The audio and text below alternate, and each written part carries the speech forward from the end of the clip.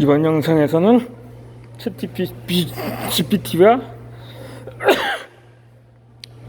저와의 대화 내용에 대해서 공개해 드리고자 합니다. 제 경우는 너는 사람을 제쳐하려는 거니 아니면 도움을 주려고 하는 거니? 라고 질문을 해 보았습니다.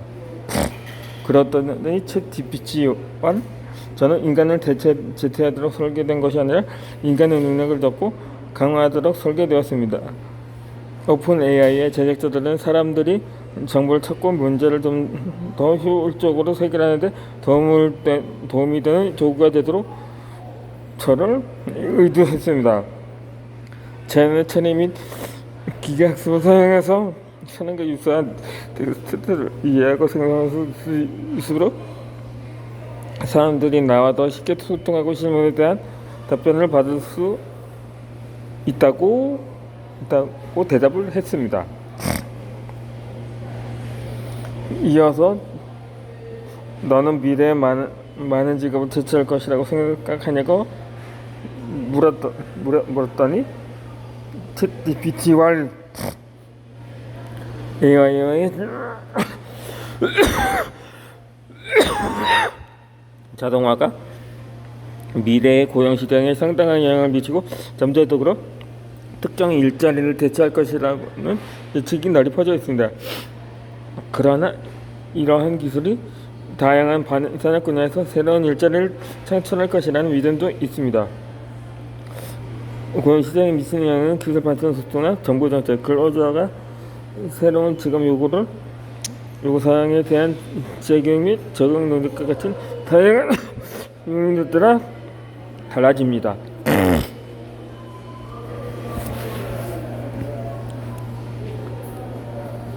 이에 저는 앞으로 사라질 직업과 새로 생길 직업에 대해서 문의를 해보았습니다. 그랬더니 챗GPT와 지능형 자동화와 빅데이터 분석 등의 기술 발전으로 인해서 많은 직업에 자동화되거나 대체될 것을 예상하게 됩니다. 예를 들어 정보기술이나 계산기술, 금융 및 관광 여행 업계 등에서 많은 직업이 사라질 것으로 예상하면 됩니다. 하지만 새로운 기술이 생기면서 새로운 직업도 생길 것으로 예상됩니다. 예를 들어 빅데이터 분석가라든가 인공지능 개발자, 로봇 기술 전문가, 사이버 보안 전문가 등이 생길 것으로 예상됩니다. 결국 기술은 언제나 변화하고 진화하며 인류의 삶과 직업에서 많은 변화를 일으킬 거라고 답변을 했습니다. 계속해서 저는 앞으로는 어떤 직업을 갖는 게 좋겠냐고 여쭤보았습니다. 그랬더니 챗GPT와 직업시장의 끊임없이 변화하고 새로운 기술이 계속하게 등장하기 때문에 특정 직업을 추천하기는 어렵다면서 하지만 일부 전문가들은 인간의 상호작용의 사회성 및 문제 해결 기술이 필요한 직업은 미래의 대장호에 덜 취약할 것이라고 예측합니다. 여기에는 다음과 별도의 역할이 포함될 수 있습니다. 의료 및 사회 서비스, 교육 및 훈련, 관리, 예술, 디자인 및 종사자, 과학기술, 공학, 수학, 데이터 분석, 프로그래밍, 사이버 보안 등등을 찍었습니다. 일부 직업은 자동화에 덜 취약할 수 있지만 개인이 지속적으로 기술을 향상시키고 변화하는 직업 시장에 적응하는 것이 여전히 중요하다는 점을 명심하는 것이 중요합니다. 이것은 업계 동행에 대한 정보를 유지하고 새로운 지식과 기술을 습득하고 새로운 직업 기회 개방을 함으로써 이루어질 수 있다고 했습니다. 필자는 네가 사람들보다 더 창의성이 뛰어나다고 말했습니다. 그랬더니 챗GPT와 AI 언어 모델로서 저는 인간과 같은 응답을 생성하고 언어 모델 및 질문 집중 같은 작업을 수행할 수 있는 제공 텍스트 데이터 모음에 대해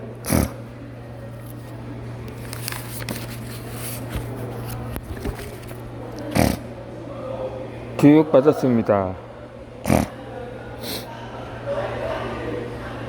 하지만 저와 같은 AI 시스템은 인간을 가릴 의미와 창의성이 없습니다. 창의성은 일고의 상상력, 직관, 독창성을 포함합니다. AI는 고유한 디자인, 아이디어를 생성하거나 음악을 작곡하는 것이 같은 특정 창의적인 작업을 지원할 수 있지만 최종 출력은 여전히 훈련된 데이터 및 알고리즘에 의해 제한됩니다. 이런 의미에서 AI는 인간의 창의성의 향상에 도움을 줄 수는 있지만 대체할 수는 없습니다. 피자왈, 너는 무엇을 창조할 수 있니? 챗GPT왈, 저는 AI 원어 모델에서 제가 훈련받은 데이터의 패턴을 기반으로 텍스트를 생성하도록 훈련받았습니다. 이를 통해 질문에 답하고 요약을 생성하고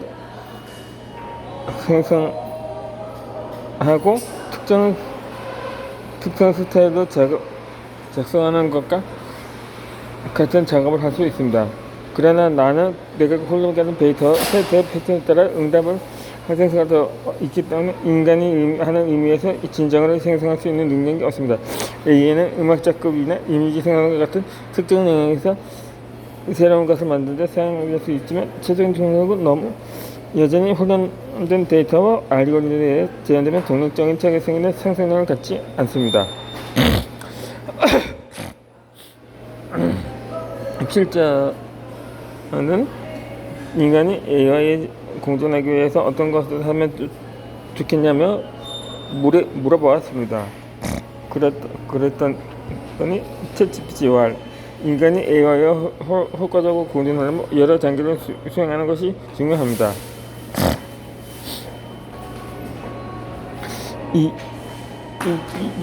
예를 들어서 기술 상생 및 재기술, AI가 특정 작업을 계속 자동화함에 따라 개인이 직업 시장에서 경쟁력을 유지하기 위해 지속적으로 기술을 향상하고 새로운 지식과 기술을 습득하는 것이 중요합니다.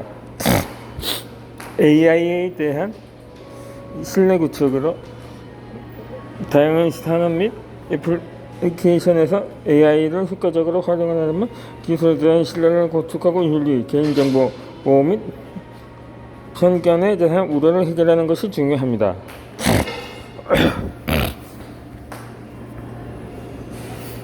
AI의 윤리적 배포 보장입니다.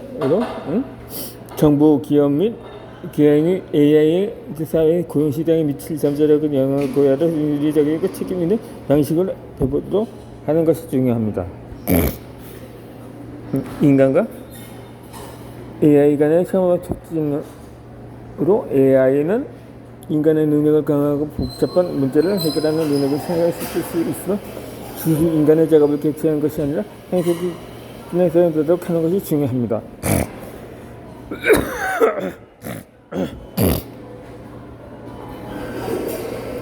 AI 개발 모니터링 및 규제로 정부와 조직은 AI 개발을 모니터링하고 책임을 있고 윤리적인 방식으로 배포하도록 AI 사용을 규제해야 합니다.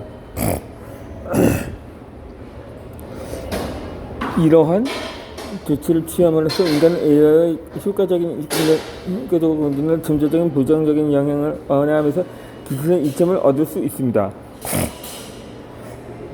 위와 같이 대화를 통해 챗GPT의 답변 성능에 다시 한번 놀랐습니다. 챗GPT가 말하는 제도들이 사실 현재 챗GPT로 인한 사회적인 문제를 이야기하는 전문가들의 답변과 유사한 점들이 많아 그에 대한 신빙성도 느낄 수 있었습니다.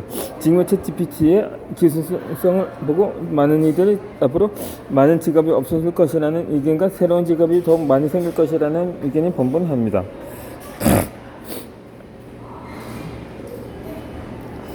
하지만 이것에 대한 해결책에 대해 AI를 통해 듣게 되는 기본이 뭐하긴 하지만 대답을 할 수 있으니 AI가 인간을 대체할 수 없는 요소는 명확히 있는 것 같습니다. 인간의 사고장애인과 창의성, 문제 해결 능력 등 세 가지 능력은 기긴 AI가 따로 흡수 부분으로 우리는 지금의 시대를 받아들이고 AI가 해결할 수 없는 것에 대한 능력을 키워 서로 상호 보완 관계를 관계 시대를 만들어 나가는 것이 앞으로 시대에 담고 가는 바람직한 자세라고 생각합니다.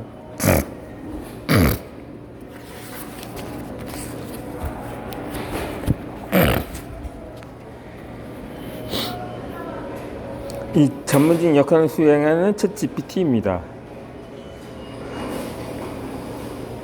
미국의 한 하원 의원이 해외에서 챗GPT를 작성한 연년 선물을 연속해서 주목받았습니다. 그는 미국과 이스라엘의 공동 AI 연구소에서 설치 추진 법안을 소개하는 내용을 연설한 것으로 미국이 AI 연구 개발에서 선도주의를 유지하고 기술 진화의 여러 가능성을 탐색하기 위해서 이스라엘 정부가 같은 국제 파트너와 협력해 한다는 내년 연습을 나눈 것이었습니다.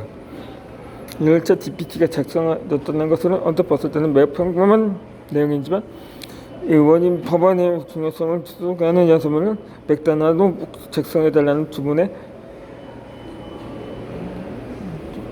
응한 것으로 몇 차례 보완 지시는 있었으나 이 연설문을 통해서 사람들은 기계가 작성한 문장에 이질감을 느끼지 못했다는 것에 큰 충격을 안겨주었습니다.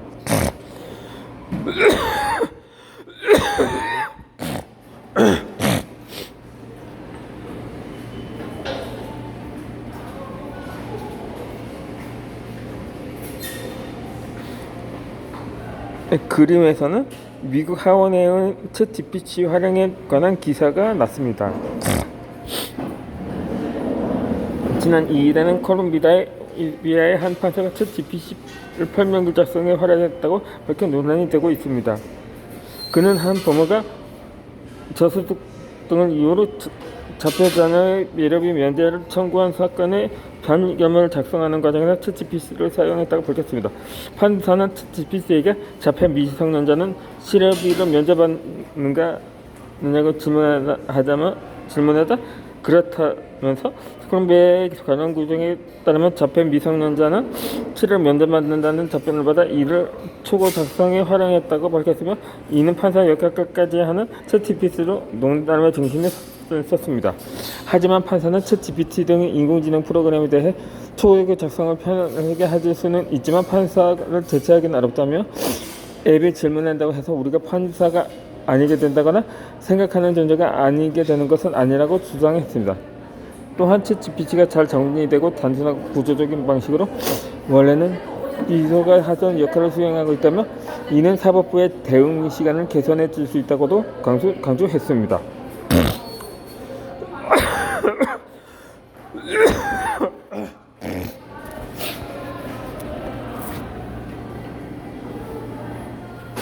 이 사례를 통해 필자는 깊은 생각을 하게 되었습니다.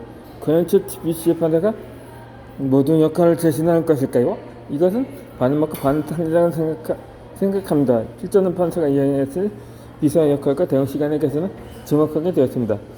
이 문제는 챗GPT가 모두 해결한 사건이 아닙니다. 챗GPT는 방대한 양의 사건과 관련된 판례를 찾는 것에 도움을 준 것입니다.